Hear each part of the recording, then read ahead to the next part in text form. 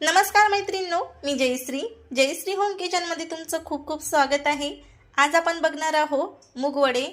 तर वडे तुम्ही भरपूर प्रकारचे खाल्ले असतील, पण कांद्याची पात घालून केलेले मूग वडे खरंच चवीला खूप अप्रतिम लागतात। ते एक वेळेस नक्की ट्राय करा। तर बनवायला सुरुवात करूया। इथे मी 1.5 वाटी मूग डाळ भिजवून घेतलेली होती, 3 तास भिजवली होती। त्यानंतर यामधलं संपूर्ण पाणी निथळून घेतलेलं आहे आणि त्याच मधली मूग डाळ मी बाजूला काढून घेतलेली आहे। साधारण 4 चमच मूग डाळ आहे ही। तर आता याला छानपैकी असं जाडसर मिक्सरला दळून घ्यायचं आहे। तर त्यासाठी लागणारं साहित्य बघूया। तर हळदी पावडर, चवीनुसार मीठ, बडीशोप, जिरे आणि जाडसर कुटून घेतलेले धने घेतलेले आहेत।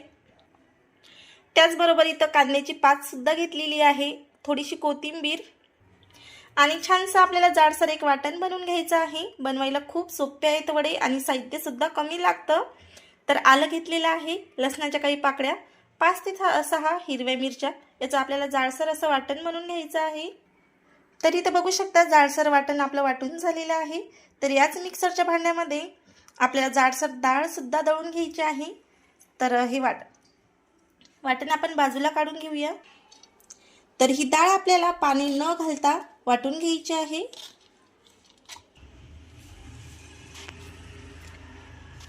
तर इथे बघू शकता अशा पद्धतीची ही डाळ छान अशी आपली वाटून झालेली आहे। मध्ये आपण हे काढून घेणार आहोत। तर डाळ आपली छान दळून झालेली आहे, त्यामध्ये आपण वाटण सुद्धा मिक्स केलेलं आहे। तर त्याचबरोबर बाजूला आपण 4 चमच डाळ ठेवलेली होती, ती सुद्धा यामध्ये घालूया आणि त्याचबरोबर कांद्याची पात सुद्धा घालायची आहे आणि कोथिंबीर।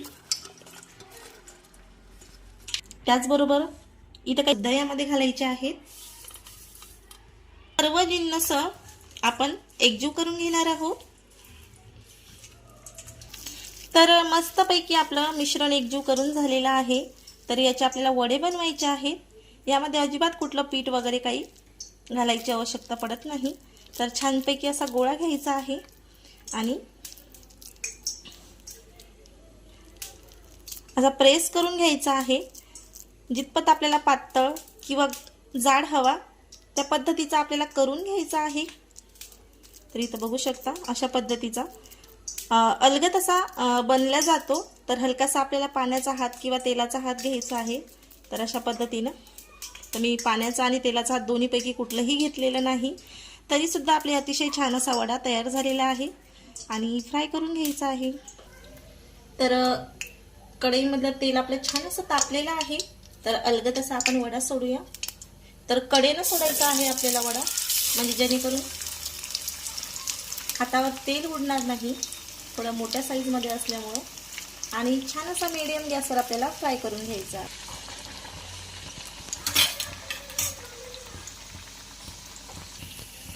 तर इथं बघू शकता अतिशय छान असा आपला मुगाचा वडा तळून झालेला आहे। तर मस्तपैकी आपण असा दुसरा सुद्धा मुगाचा वडा तेलामध्ये सोडणार आहोत। परत असा मी एक गोळा बनवून घेतलेला आहे आणि हातावर छान असा प्रेस करणार आहे आणि त्याचा छान असा वडा बनवून घेणार आहे।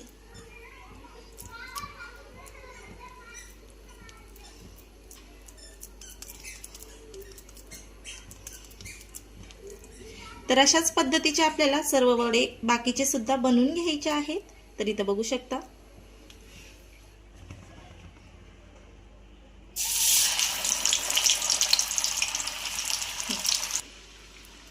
तर तुम्हाला एक ट्रिक सांगणार आहे, जेणेकरून तेल हातावर उडू नये किंवा वडे टाकतावेळेस ज्यांना तेलामध्ये भीती वाटते त्यांच्यासाठी एक ट्रिक आहे। तर असा वडा हातावर बनवून घ्यायचा आहे अलगद, आणि आपण ज्या झाऱ्यामध्ये तळायला वडा घेतो त्यावर असा अलगद ठेवायचा आहे आणि तेलामध्ये असा सोडायचा आहे। हा सोडला जातो। तर इथं बघू शकता तुम्ही अजिबात तेलाचा शिंतोडा वगैरे हातावर उडत नाही आणि इझिली तो तेलामध्ये जातो। तर अशा पद्धतीने सुद्धा तुम्ही वडे तळू शकता। तर इथं बघू शकता मस्तपैकी असे कुरकुरीत आपले वडे फ्राय झालेले आहेत। तर बाकीचे सुद्धा वडे अशाच पद्धतीने आपण फ्राय करून घेऊया। तर रेडी आहेत आपले गरमागरम मूग डाळीचे, कांद्याच्या पातीचे मूग डाळीचे वडे. तर कशी वाटली तुम्हाला रेसिपी? आवडल्यास लाईक शेअर सबस्क्राईब नक्की करा आणि बेल आयकॉनला सुद्धा प्रेस करा, म्हणजे असेच माझे नवनवीन व्हिडिओ तुमच्यापर्यंत पोहोचत राहतील. आणि कमेंट करून सांगायला विसरू नका की तुम्हाला माझ्या रेसिपीज कशा वाटतात ते. तर भेटूया आपण नवीन रेसिपी सोबत. धन्यवाद.